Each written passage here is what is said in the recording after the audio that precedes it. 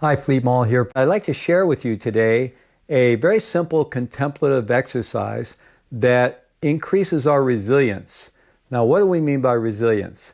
Resilience is our ability to bounce back from any kind of challenging situation. We can talk about physical resilience. For example, which has very similar to the idea of fitness, right? If I start jogging in place and get my heartbeat up to 110 or something, and then stop, how long does it take my heartbeat to come back to a normal resting heart rate, something like 65 beats per minute, right? The shorter that time period is, the more physically fit, the more resilient I am. Often people use the idea of a rubber band. You stretch that rubber band and it bounces back. If it loses its resilience, it no longer bounces back, right? So that's that quality of being resilient. In the same way, if we catch a cold or the flu, we get knocked down with an illness, how long does it take us to recover? Or if we get challenged emotionally, if we get really triggered, really upset by something, how long does it take us to return to a more normal emotional state? Or if we experience a really difficult loss or some kind of really serious situation like that, again, how long does it take us to bounce back and return to a more normal or baseline physiological, emotional state? We can also talk about spiritual resilience. Really, the stronger our sense of meaning and purpose in life, the stronger our sense of connectedness within ourselves, with others, with some greater dimension that gives meaning to our life, we're able to flow with life and the challenges of life just a little better. We have more equanimity. We bounce back more quickly. We're like one of those sort of blow-up dolls. Sometimes they were blow-up clowns, right? And they have a weight in the bottom so you can push them over and they come right back to center. You push it over, it comes right back to center.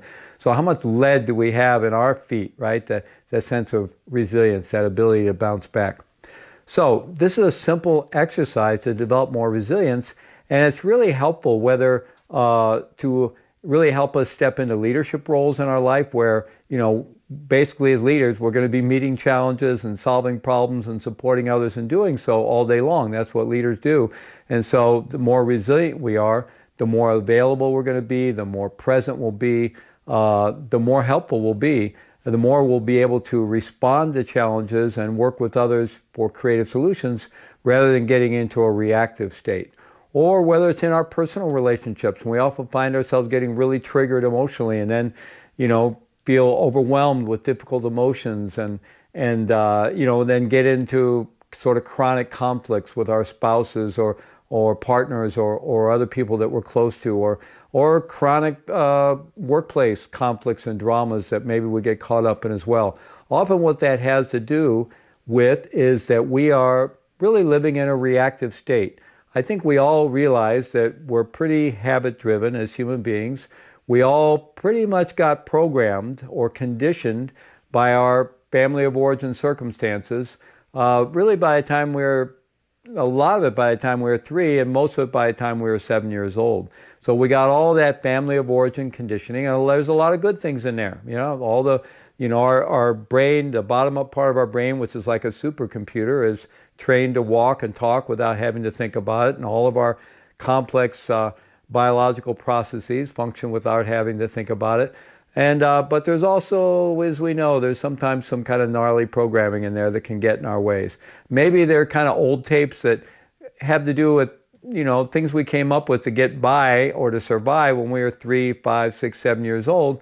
But now as adults, maybe those aren't the best approaches that serve us. But nonetheless, when we get triggered, often that's the kind of thing that kicks in because we're living in a reactive state rather than having the equanimity and the resilience to be in a reflective state and then respond to situations rather than just being on autopilot and reacting to them. So there's lots of things we can do to contribute to being more in a leadership position with ourselves, which allows us to then participate in life in a more positive influence way.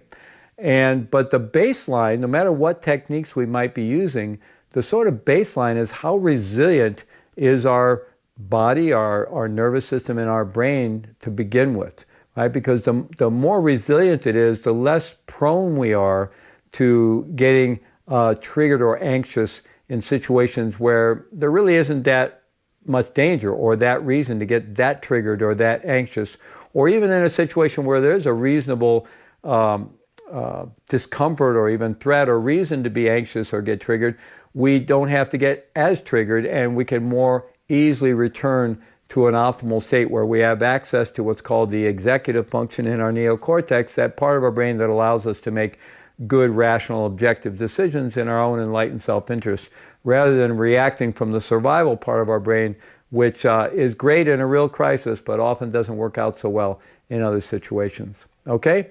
So that was kind of a long introduction, but I wanted to give you the context for this particular contemplative exercise.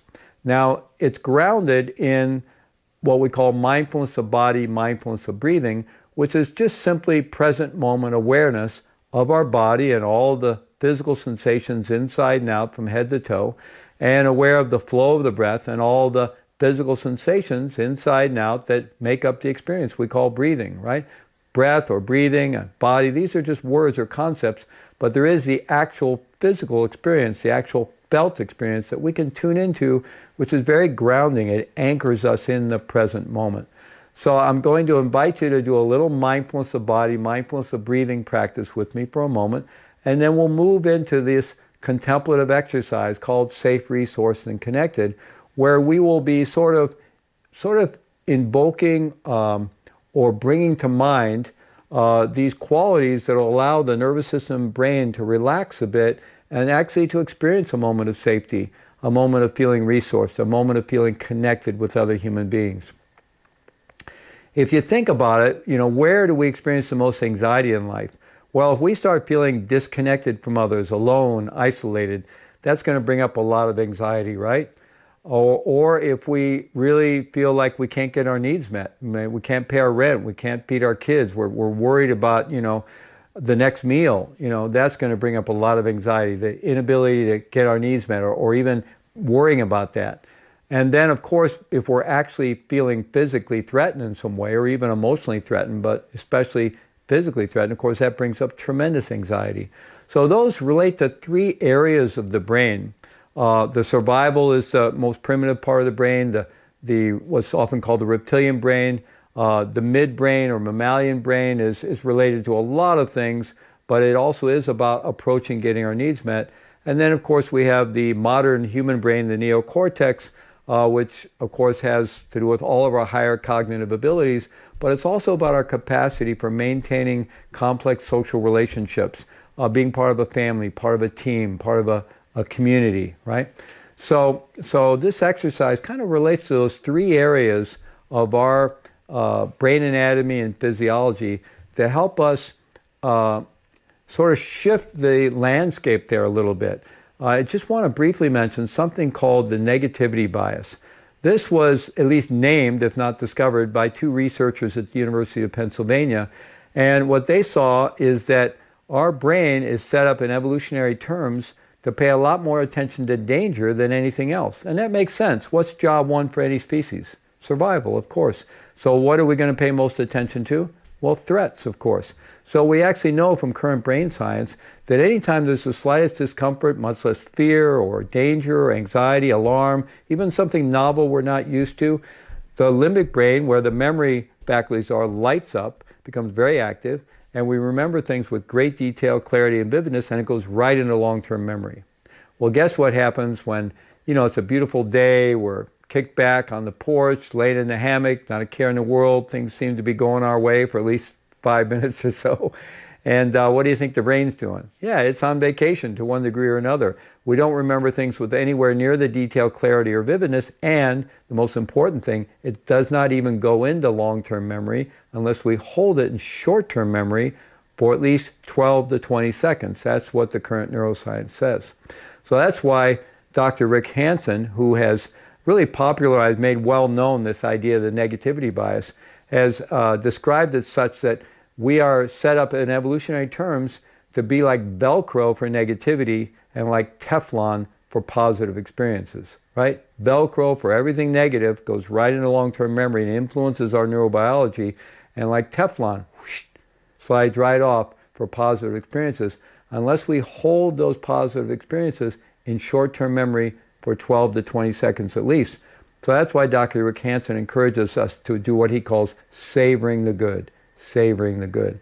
So this exercise here is kind of a way to savor 3 positive experiences related to 3 primary parts of our neurobiology that have to do with how we feel, and beginning to shift that landscape through what we know of today as neuroplasticity, the brain's capacity to restructure itself. Okay? So again, I'm sorry, long introduction, but I think it's helpful to have a context and understand why we're doing it, and perhaps how it works. All right? So, find a good posture in any kind of seating arrangement you have. Some people find it helpful to, sit up in a kind of classic meditation posture with a good erect back like that. But if it's easier for you to learn this practice, or anytime you're doing it really, if you want to lean back in your chair or be on your couch, or even if you have one of those, lounge chairs, the super Barcalounger or whatever it's called, make yourself comfortable in whatever way you would like. And also, it may help you to learn this to have your eyes closed. Now, I'm going to do it with my eyes open, and I do it all the time, even when I'm driving a car with my eyes open. But to learn it, it may help you to close your eyes. But you can do it either way, eyes open or eyes closed, okay? So just begin bringing your attention to your body. Bringing your attention to the body and to all the sensations that make up the experience we call body. All those thousands, perhaps tens of thousands, maybe even hundreds of thousands of sensations coming and going from head to toe across the surface of the skin and also within the body. All the different sensations within the body related to the overall weight and mass of the muscles and bones, sensations of relaxation or tension, perhaps aches or pains we might be experiencing, or the movement of the breath with each in-breath, the diaphragm muscle contracting and pulling down on the lungs, feeling the lungs expand with air, the rib cage expanding, the belly rising, and then on the out-breath, the diaphragm muscle relaxes, the rib cage returns to its smaller size, and the belly falls, and so forth. And that whole flow of sensate experience that we call the breath, right? So just tuning into that, silently tuning into that. And if you notice your mind wandering off somewhere, which is what the mind does, just gently bring it back. And every time it wanders, just gently bring it back. And see if you can develop a present moment awareness of the body and the breathing, so that that functions as kind of an anchor, helping us be more present, to experience our present moment experience, okay? So let's work with that for just a minute, and then I'll guide you into this safe, resourced, and connected contemplation, which we do within the foundation of this intentional mindfulness of body and mindfulness of breathing.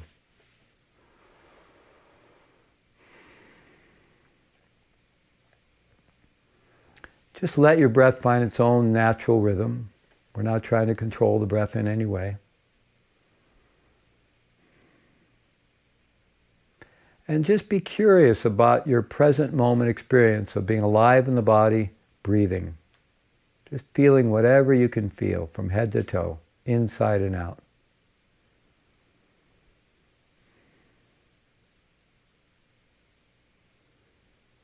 And again, anytime you notice the mind wandering and any kind of distraction or discursive thinking, just gently bring it back. And come back with the intention to make a gentle effort just to stay with the body, stay with the breathing.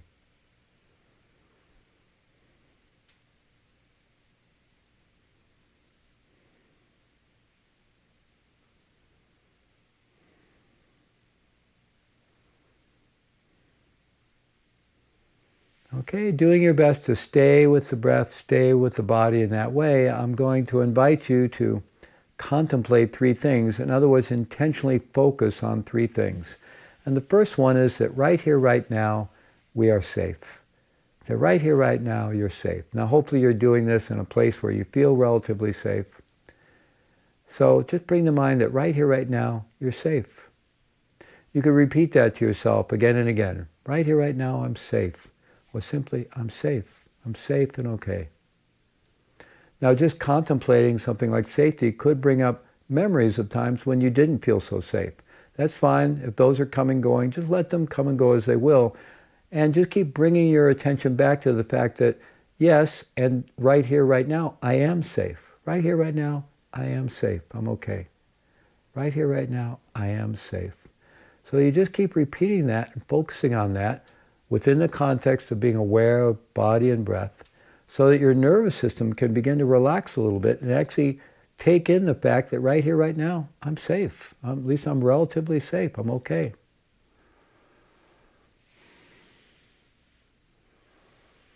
So as you're breathing, you're sort of breathing this quality of safety into your nervous system, into your brain, into your muscles and bones, really all the way down to the marrow of our bones. Right here, right now, I'm safe. I'm okay. I'm physically safe, emotionally safe. I'm okay. Right here, right now, I'm safe. I'm safe.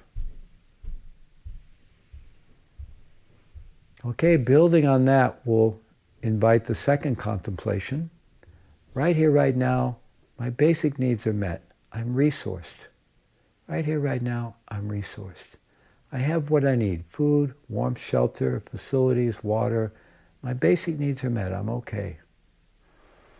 So just keep repeating something to yourself that makes sense, that allows you to, over time, begin to really feel this quality of feeling resourced, to feel it in your body and mind, in your nervous system. Right here, right now, I'm resourced. I'm okay.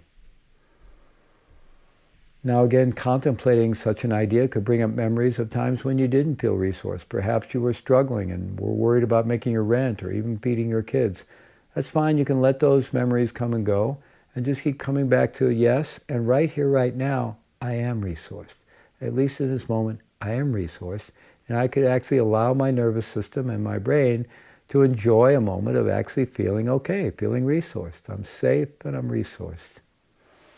Right here, right now, I'm resourced. I'm okay. So just keep focusing on that in whatever way works for you, repeating a simple statement so that you start feeling your body and mind, your nervous system relaxing into the state of feeling resourced, feeling safe and feeling resourced.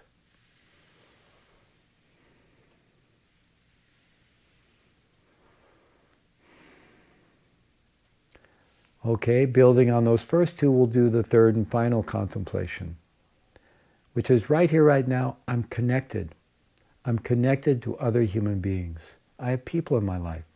So bring to mind your loved ones, your really close friends, the people you depend on, the people that depend on you, close colleagues, and really sense them close to you. See them in your mind's eye and feel that sense of being connected. So right here, right now, I'm connected. There are people that have my back, I have their back. You know, this is the opposite of feeling isolated or alienated, right? And of course, we all experience aloneness in life, and we have times when we feel lonely and so forth, and all of our relationships aren't always perfectly the way that we would want them to be. We all know that. But nonetheless, we are connected. We're part of an interdependent web of caring relationships. So really take that in, own that. Right here, right now, I'm connected. Right here, right now, I am connected. So just continuing to stay with the body, stay with the breathing, and just consciously breathing these qualities into our nervous system, into our brain, into the very marrow of our bones. Safe, resourced, and connected. Safe, resourced, and connected.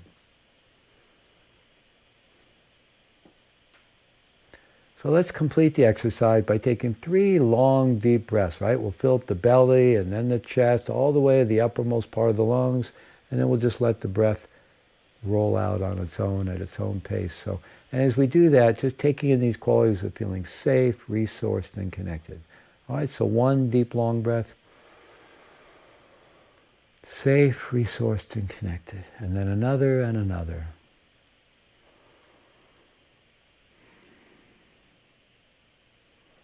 Safe, resourced, and connected.